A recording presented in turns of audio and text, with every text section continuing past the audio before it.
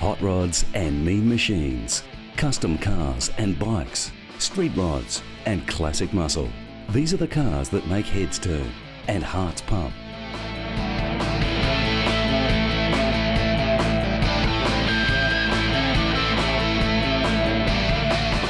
From the 1930s, lovers of speed and style have been putting their own stamp on the automotive world, turning wrecks into races, cars into custom creations, taking the humble motor vehicle to the pinnacle of performance. Hot Rods and Mean Machines takes a look into this alternative world of rolling wonder. A world where passion precedes cost. Finish favours finances. Performance is worth the price. Where style is everything.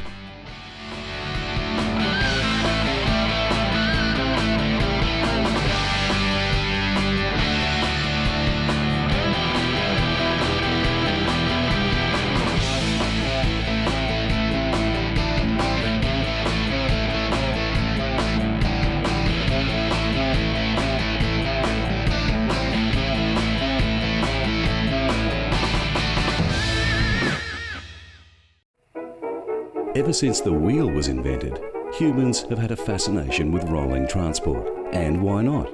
It got you and your stuff from A to B with the minimum of fuss.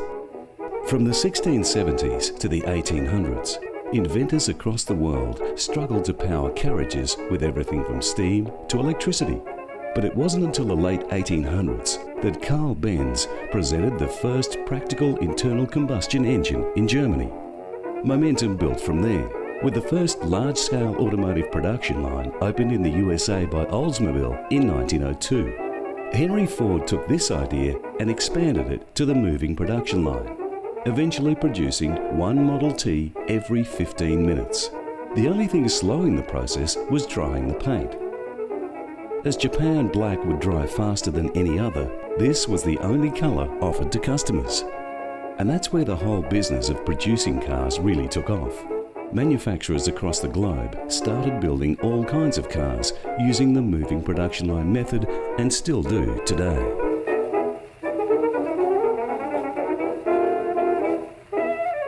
And that's how we see the majority of cars now. Products of large corporations, rolling out of the factory one after the other, all looking the same, sounding the same, performing the same. And anybody can buy one from your local car dealer. But what if you want something a little different?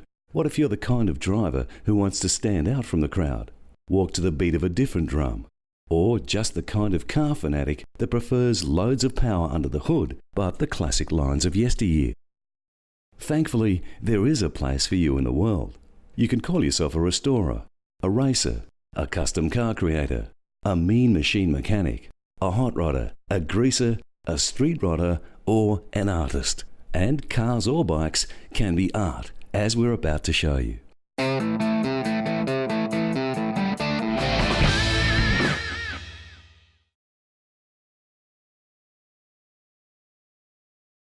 When most people think of hot rods, they think of modified Model T Fords, and for good reason. The Model T was the biggest selling car in the world in the early 1900s. The Ford Motor Company was producing up to 300,000 cars a year by 1914. And by the end of its days in 1927, more than 18 million Model Ts had rolled off Henry Ford's ingenious production line.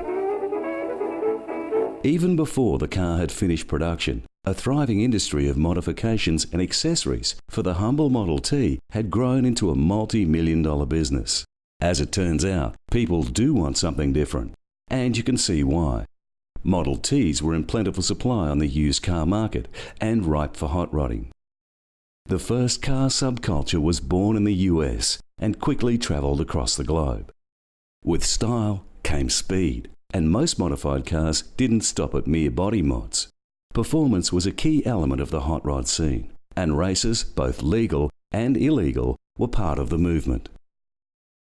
What was once a frowned-upon subculture had become a rolling art form. The Model T hot rods became symbols of cool in the 70s thanks to some high-profile appearances in US TV. This is a perfect example of a Model T tricked to the max.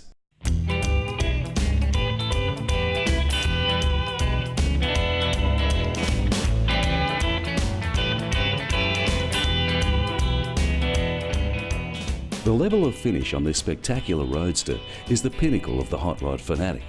It's unlikely this Ford has seen the open road any time recently.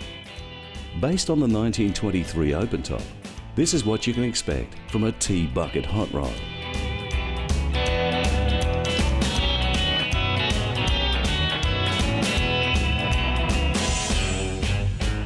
Under the hood, if it had one, is the popular Chevrolet Mighty Mouse 4.6 litre or 238 cubic inch V8 motor. It gets its nickname from the cartoon series of the time. The engine was actually called the Turbofire V8, which is still pretty cool. This power plant began production in 1957 and became a favourite amongst stock racers and hot rodders due to its compact size and availability. The Mighty Mouse is still available, with over 19 million of these engines having been produced. The Model T is an automatic. Hanging off the small block V8 engine is a Turbo 400 3-speed auto transmission. Then, in true hot rod style, driving the wheels is the differential from an S model Jaguar. Drivetrain aside, this car is really about style.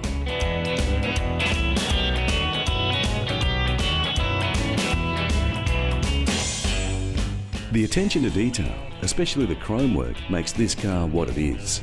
The 50 style white wall tyres, brass radiator and bug-eye headlamps, combined with the intricate exhaust system and bodywork, make this hot rod shine.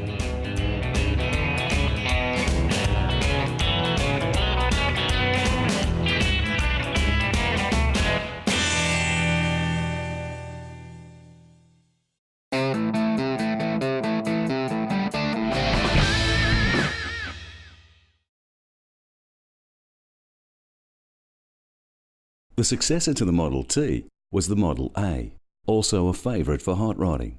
The Ford Model A was produced between 1927 and 1931, and like the Model T, this car came in a variety of body styles, none of them escaping hot rod conversions.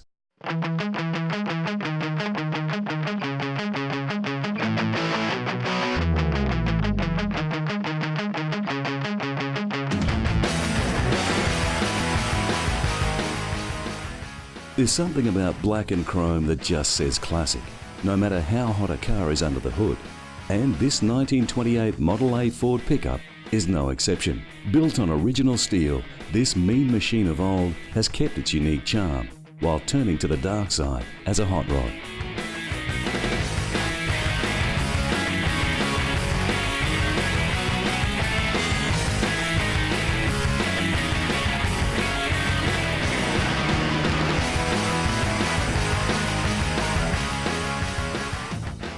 Fiberglass guards have been used to replace the dilapidated originals, but you would never know looking at it.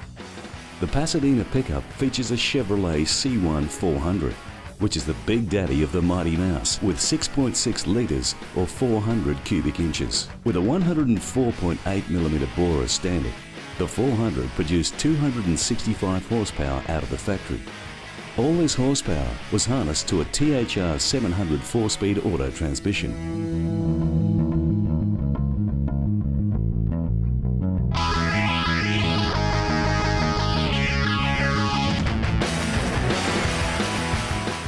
Sitting on some low Jaguar S rear suspension and independent front springs, the pickup looks mean and fast, but still holds its stock heritage. The paint is reminiscent of the Japan black of old, but the extensive use of chrome wherever possible adds an undeniable sparkle to this mean machine. The interior of this workhorse has been finished in burgundy velour. With its classic lines, traditional woody tray top and attention to detail, this hot rod is built to be admired. Well, by most anyway.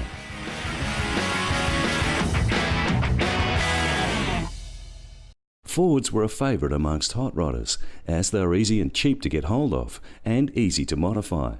The 1930s models are still popular today.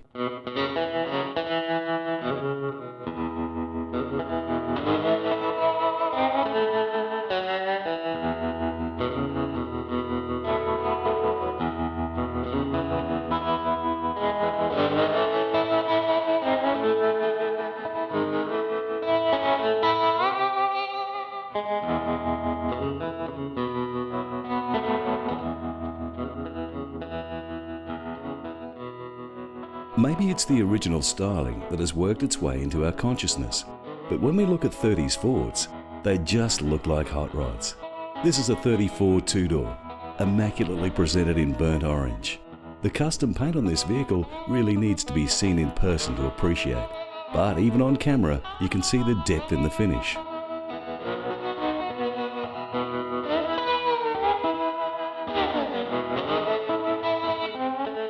Running a worked Ford 351 Cleveland engine into the popular Turbo 700 automatic transmission, this all-steel classically styled street racer has everything, including suicide doors. For the uninitiated, suicide doors are the doors hinged at the centre pillar, opening from the front of the car. The suicide bit comes into it if you consider opening one of these doors while travelling at high speed. Spectacular levels of chrome and finish are complemented by a leather interior and all the little details that you just don't see on modern cars today.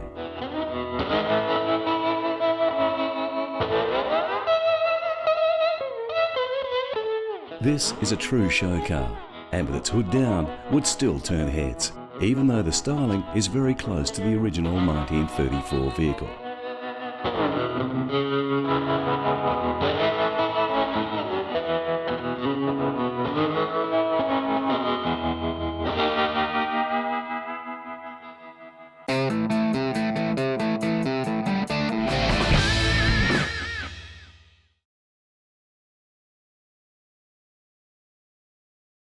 Of course, Ford weren't the only car maker building cars, and the 1930s Chevrolets are hot property for hot rod fans.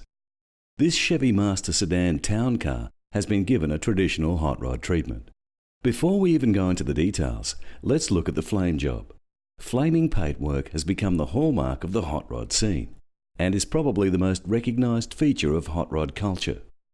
It's one thing to get a car to standard like this Chev, but to go that one step further and create a custom personality in the Duco is a true hot rodder's domain. Often cars are chosen for their sporty look before any modifications are done, so two-door cars are selected more often than not. That makes this Chev a little more unique, as it is the four-door model, with suicide doors for the back passengers. All original steel, this town car is now for shorter city dwellers, as it's had a few inches chopped off the top with a lowered roof. This black burning beast has a 350 under the hood, a turbo 350 auto trans and a custom exhaust. Thanks to the roof chop, it now has custom glass throughout and a traditional but very cool black leather custom interior. It's big, it's mean, and it's got a flame job, and it's a four-door. You could call it a family car if you like.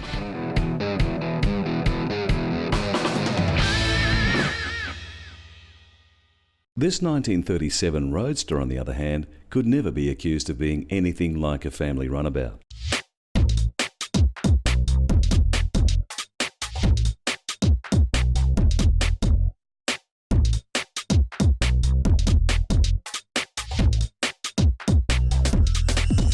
Obsession is its name.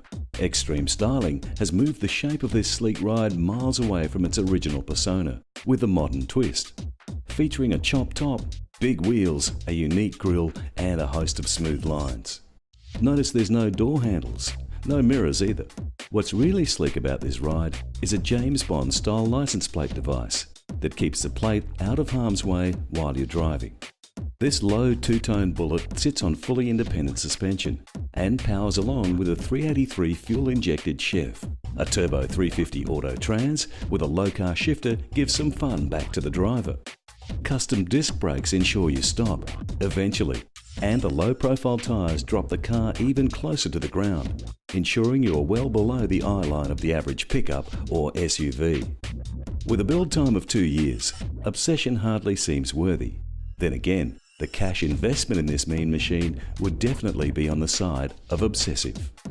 This kind of styling on a hot rod is very reminiscent of a 90s conversion, where it was popular to round lines out even more than the 30s, giving hot rods a more modern aesthetic. The trend has now gone back to a more traditional approach, but Obsession is an excellent slice of hot rod heaven.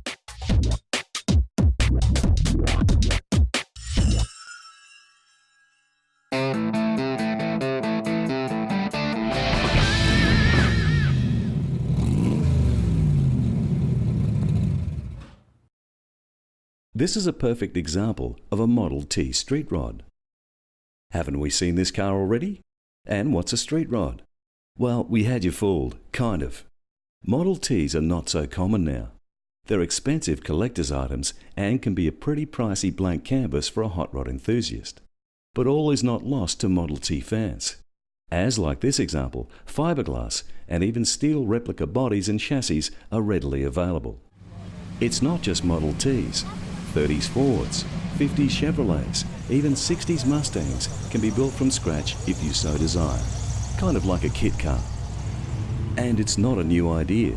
Alternate bodies for Model Ts were already available in the 1920s while the car was still in production. And full hot rod kits are not new either, as this 60s news clip from England shows. Do it yourself. Do it yourself is the order of the day, but if you buy a do-it-yourself motor car for assembly, you'll think a hurricane has hit the garden. It'll drive you back to the blueprints.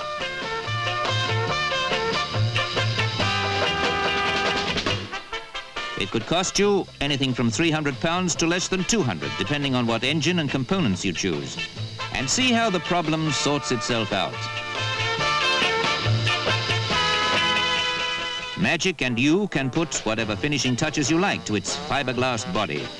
Motoring correspondents like Dennis Holmes of the Daily Mail reckon that these car kits are going to set a new trend for young people about town because, as you see, you can put together your own unique hot rod.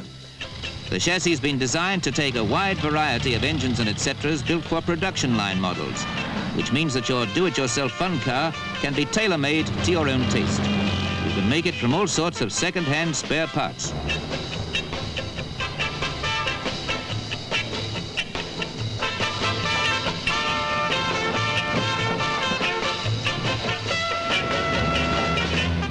'81 fun cars were sold the very first day the project was launched.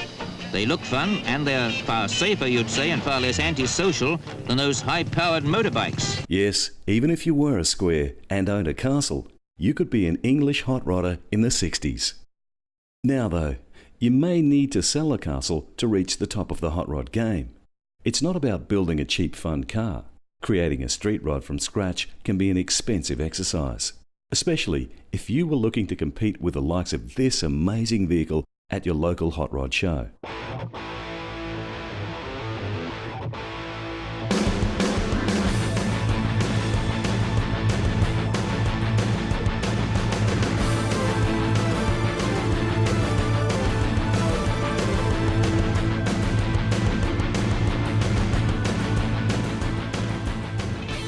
This is the Juice TR. Impressive, isn't it? The Juice TR is a one-of-a-kind. The body was created by Boyd Coddington. Coddington was famous for creating hot rods with elegance and style, and is credited as being one of the instigators of the 90s revival in hot rod culture. He also had his own TV show in the US about, you guessed it, hot rods. Boasting the classic 350 Chev under the hood, it looks spectacular with the Motec 8th throttle body induction system.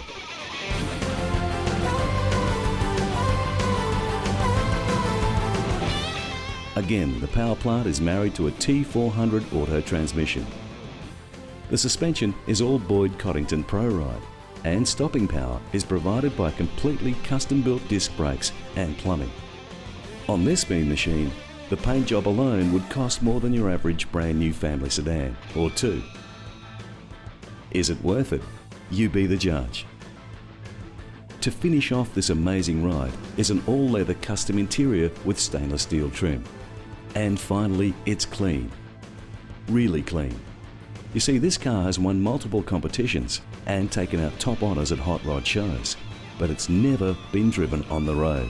This really is a work of art, not a plaything for rich English aristocrats.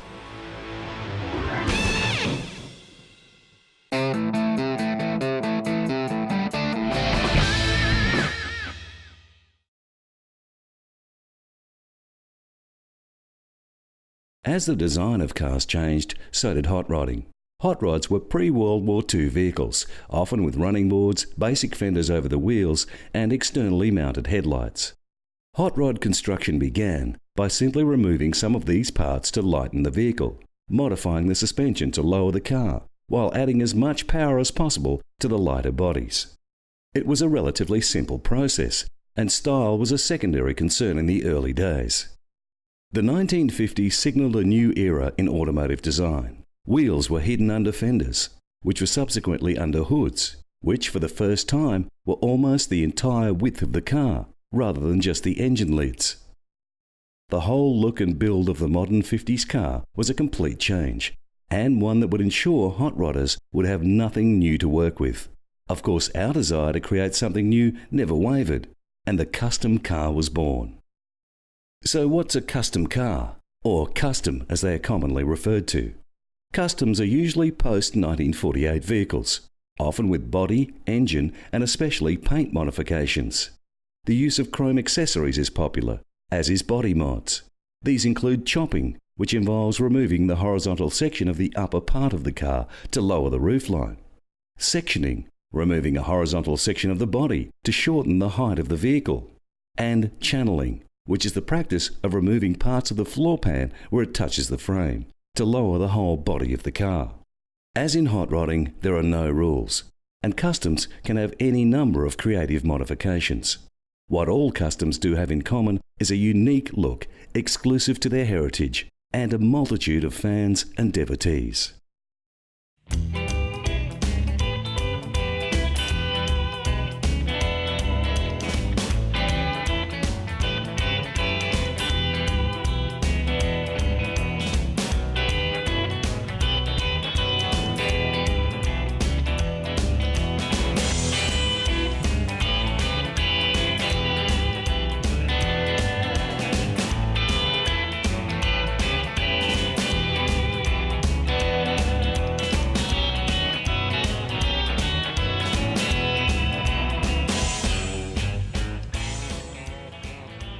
Chevrolets from the 50s are cool, no denying it.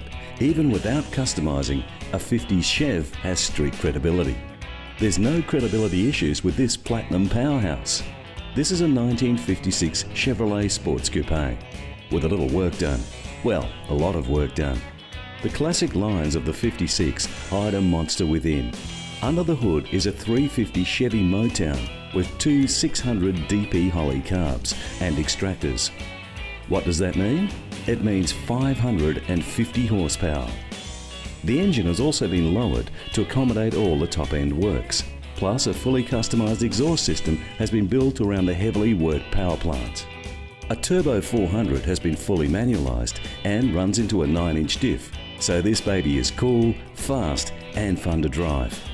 All new rack and pinion steering has been installed, and the radiator has been hidden to show off the blown 350 Chev motor. From its original stock heritage, the car was completely stripped. All the rust was cut out and new steel welded in. 6 inches of the parcel shelf has been removed so the rear passengers get a more laid-back ride. The original body was tubbed out, with new steel contoured in to allow for big rubber to get that mean street machine look without compromising the original lines. With all new glass, new chrome and hidden airbag suspension all round, this Chevrolet sits low for show. Inside, it features a reproduction interior with moulded door skins. Electric windows and hidden locks finish off this amazing metal ride.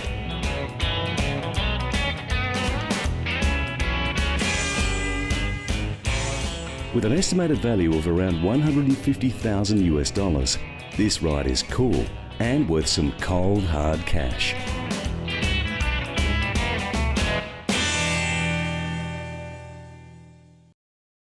It's not just sedans that get worked over. This green machine has won multiple awards, and for good reason. A 1952 Ford stepside pickup, this vehicle is a true labour of love, revived from a total wreck to its now spectacular finish. The original steel has been fully customised with smooth seams and a rich green Duco.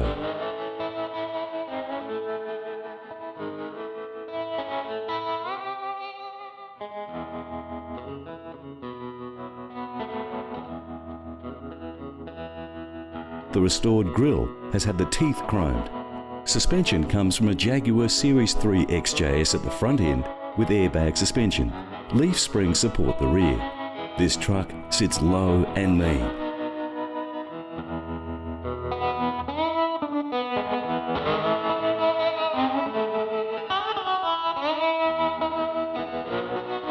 Under the hood is a 302 Cleveland with serious headwork and a lumpy cam. Believe it or not, this green beast runs on LPG gas and does it well. The Cleveland runs into a C10 Auto Trans with a 9-inch diff, pushing power to the rear wheels of this weighty machine. A custom alloy radiator, disc brakes all round, and body smoothing on the inner guards and even on the engine bay firewall lift this custom ute into a class of its own.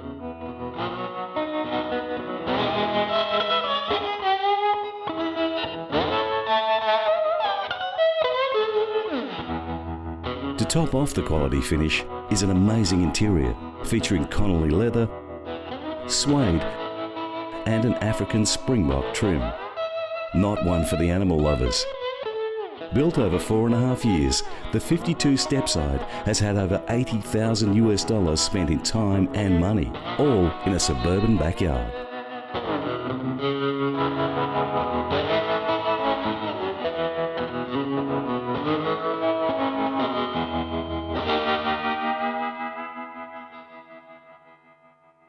Just because a car is custom doesn't mean it has to be so wildly modified you'd have to mortgage the house just to fund it.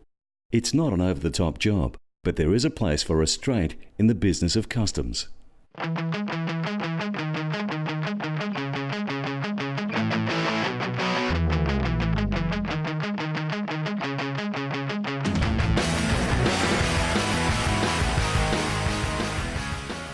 This 1959 Ford mainline pickup started its days as an everyman workhorse, built for moving you and your gear around.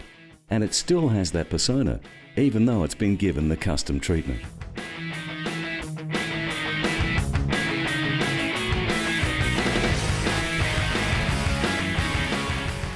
Under the hood is a 289 Windsor. It's a small block, compact V8 that can produce around 300 horsepower. And it's the same unit used by Shelby for the 65 GT350. The mainline features a 4-speed manual top loader and a 9-inch diff. Original steel highlights the chrome. And a custom blue and white trim maintains the classic two-tone look, often found in vehicles of the era. It just goes to show a car can look great and reflect your love of the art that is a classic custom motor vehicle, without being an overstated pimped ride that turns heads but costs the earth.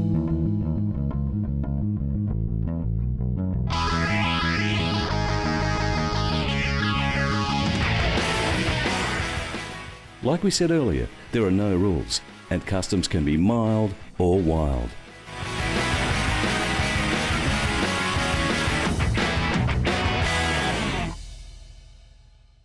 We started customs on a Chev, so let's finish there. This Revhead Red Rocket is a 1957 Chevrolet Bel Air, not as modified as the Platinum 56 we saw earlier. The Bel Air is a beautiful example of a customised Chev, with minimal over-the-top body mods.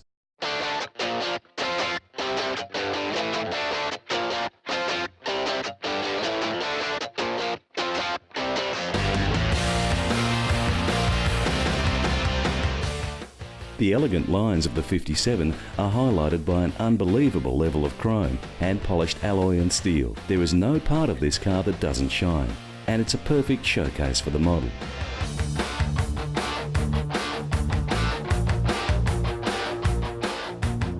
In the sizable engine bay sits an all-alloy polished big block Chev 40. A nice addition to this machine is the paintwork under the hood, highlighting the polished components. The TH400 transmission and alloy Moser locker differential are fully polished. Matter of fact, anything that can be polished on this car has been, and anything that hasn't been polished has been meticulously painted this stunning red. Even fully smooth C4 alloy A-arms at the front and the stainless steel 4-bar rear end have a unique sheen, unlike any other. The custom interior in the red Bel Air is an incredible trimming job in colour matching alone. Nothing has been left to chance inside this car, and the effect is nothing short of spectacular. Combined with a custom dashboard, the red 57 Bel Air is a sight to see. And so it should be. We've seen some pricey rides on this show, but nothing like the investment made into this polished wonder. It's only hearsay and rumour, but allegedly this car has swallowed around $320,000 US.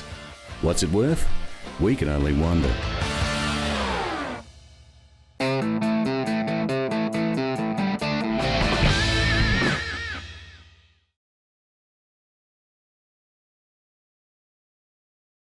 While we're on the subject of customs, let's not forget the two-wheel kind. When it comes to customising motorbikes, there are really only two categories: customs and choppers. Choppers are motorcycles, chopped and modified, but originally rolled off a production line. Construction of a bike is so much more flexible than a car. Pretty much anything goes. Again, it was the post-war servicemen in the US who initiated the chopper movement, taking old inexpensive bikes and modifying them in a similar fashion to the hot rod trend. Custom motorcycles are often one-of-a-kind labours of love, as opposed to the stockers or stock bikes which are mass-produced. Custom bikes can be a combination of various components from multiple makes and models, but generally complete masterpieces built from scratch, which is a popular way to go now, and many companies across the globe offer the discerning custom bike buyer the opportunity to ride something truly unique. Whether it's a custom or chopper, the one thing these machines have in common is a thirst for performance and the classic chopper look. Long forks are the backbone of most custom bikes and choppers, as is loads and loads and loads of chrome. Custom paint jobs have also become a class all of their own, with spectacular airbrushing and multicoloured Ducos featuring on most modified motorcycles. Custom bikes don't come much more imposing than this serious showstopper chopper. What you're looking at is the Prozac Gotham City Series 2 custom chopper. Yes, it's a mouthful, and we think it would be a handful on the road.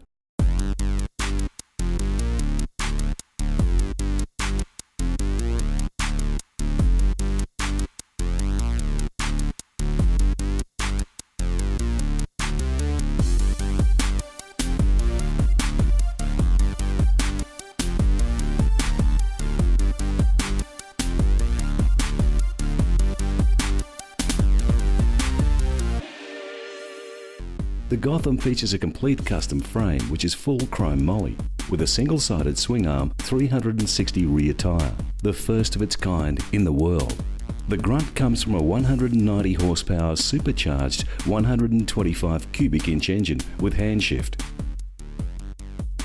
Obviously the rear wheel is massive, so we won't even go into size. Suffice to say that our cameraman did go into orbit around the planet-sized mass of rubber. We have to mention the chrome. There's so much chrome on this machine, any way you look at it you can see 100 reflections of yourself, handy for fixing your helmet hair. The level of finish and attention to detail. The custom paint. The chrome. The metal fabrication. This is a chopper even Batman would be happy to ride if it came in black. Of course, he'd have to borrow the cash from Bruce Wayne, as only he could afford the $200,000 US price tag.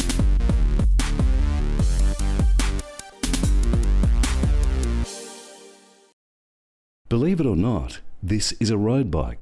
Sure, it's custom, but it has been built to ride. We suspect to ride fast.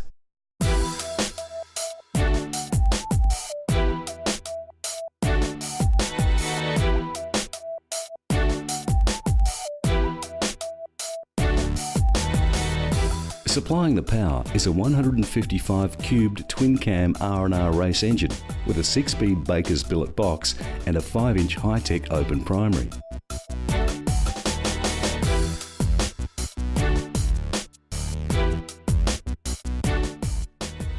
This bike is so high-tech, in fact you need a laptop to fire up the ignition system. The front end is mean street with Renegade rims and a 360 rear tyre. PM caliper brakes supply the stopping power, and we imagine they would come in quite handy on this beast. Holding this chopper all together is an NBC frame. NBC being nothing but customs in the US, not the TV station. This is a one-of-a-kind custom mule with a spectacular airbrush paint job, seats upholstered in Stingray leather, and airbags to lift the bike into riding position.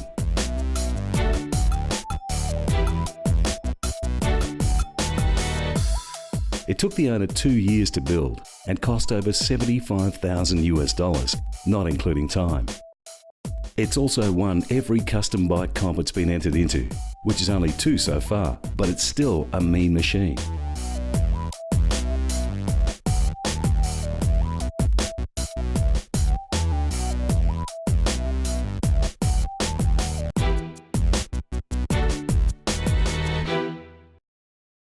This is another chopper built by the same team that brought you the Gotham City Series 2.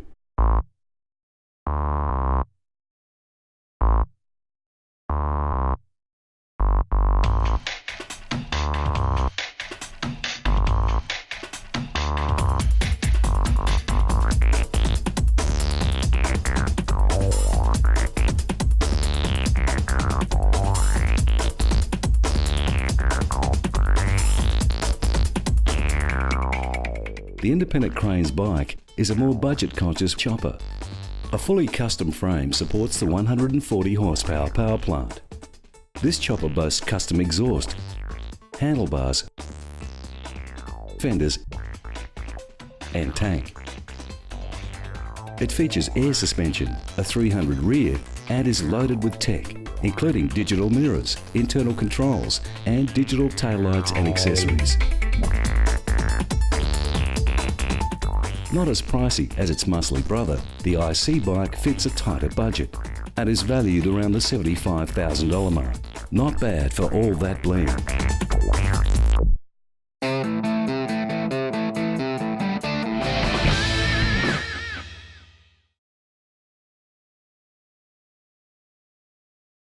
Like the title says, hot rods and mean machines, and they don't come any meaner than muscle cars.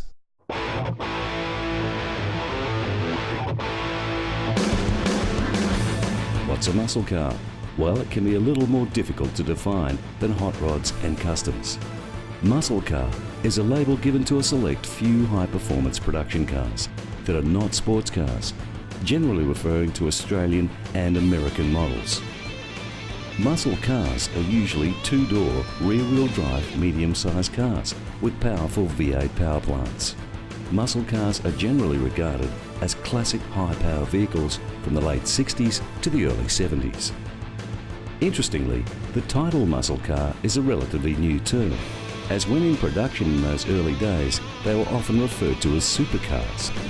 Working along the lines of the hot rodders, a muscle car is a lightweight production car with a big engine under the hood. As the name suggests, they were strong and fast in a straight line, but lacked the sophisticated engineering of a true sports car. And this was reflected with a relatively low price tag. Of course, it would be too easy to throw all the muscle cars into one category, as their size and power varied so much. Now, muscle cars are divided into 3 groups: mid-size muscle, compact muscle, and pony car muscle models. Muscle car enthusiasts are still polishing and tuning their machines even today, and some muscle metal have become famous the world over. Probably one of the most famous muscle cars is the Ford Mustang. The first Mustangs were built in 1964 in the US, and the car was the most successful launch of any Ford car since the Model A. What set the Mustang apart was styling, as this 60s clip shows. Sometimes the stylist's experimental car can be moved almost without change to the assembly line. Such a car was Mustang II. What gives this car its look of total performance? First, inside.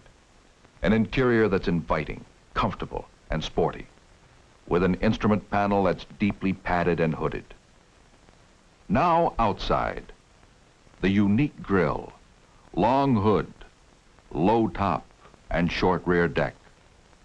Sculptured side panels to lower the profile. Round wheel openings to emphasize the wheels and suggest power and performance.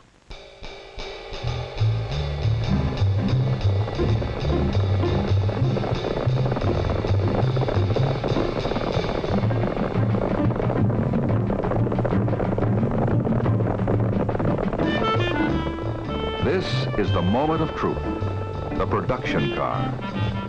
The work of the stylist, begun over 20 months ago, has been translated into fabric, rubber, glass, and metal. Now the public will tell him how well he has succeeded. It may not be the first official muscle car. Popular thought gives that credit to the 1949 Oldsmobile Rocket 88, but the Ford Mustang sent shockwaves through the performance car market with its good looks and high power performance. So popular was the Mustang that it had its own class, pony muscle or pony car. The Ford Mustang is one of the few muscles to continue production since its inception, and now into its 5th generation.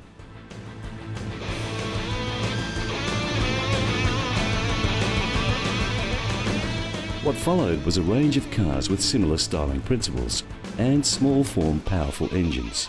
Priced to appeal to young men, the muscle cars were the everyday man's hot rod. Chevrolet's effort was the Camaro. When it was presented to the press in 1966, they were told by Chevrolet's marketers, a Camaro is a small vicious animal that eats Mustangs.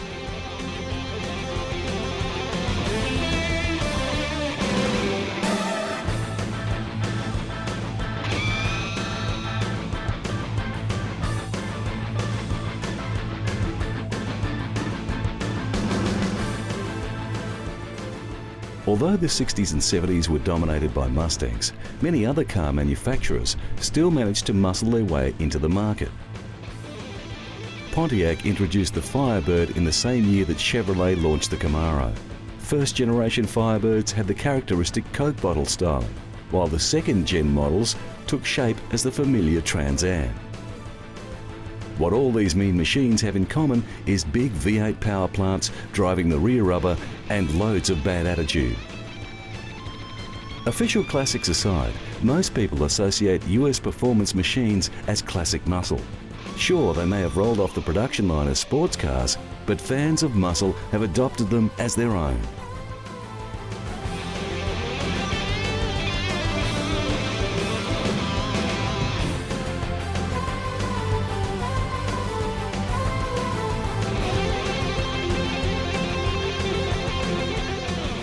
And muscle cars are still being manufactured, with cars like the Monaro or GTO leading the charge. New models of the Camaro are available, and they still retain that muscle car look.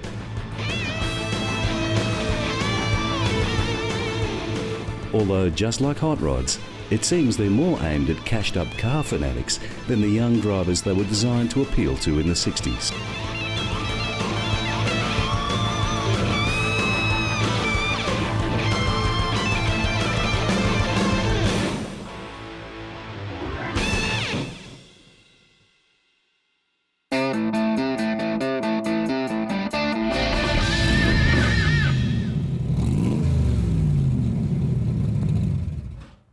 And what does the future hold for hot rods and mean machines?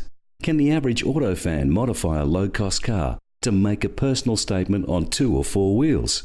Is there a place for hot rodders in this new millennium, where prices are high, fuel is harder to come by, and electric cars look to be the next big thing? If you're a fan of modifying cars, there's no rules, and everyday transport is turned into street machines every day. Sometimes they can be extroverted, sensational steel, or more subtle statements of undeniable power, hidden under an exterior of normality. Or like this little road rocket, they can be a mash of power and expression, squeezed into a budget. Volkswagen Beetles are becoming the victims of custom car fans, as they are readily available and easy to work with. And of course, let's not forget those extreme sound systems, shaking the windows around your neighbourhood, with more woofer than a dog sled team.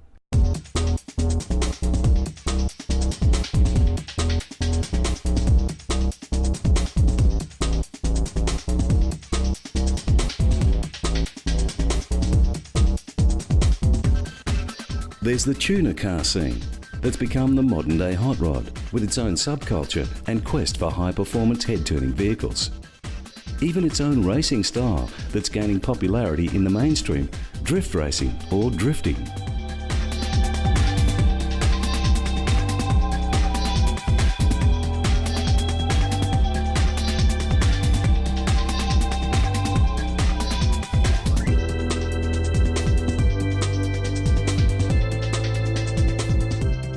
The important thing is, as cars age, they become tomorrow's toys for creative mechanics and mechanical artists.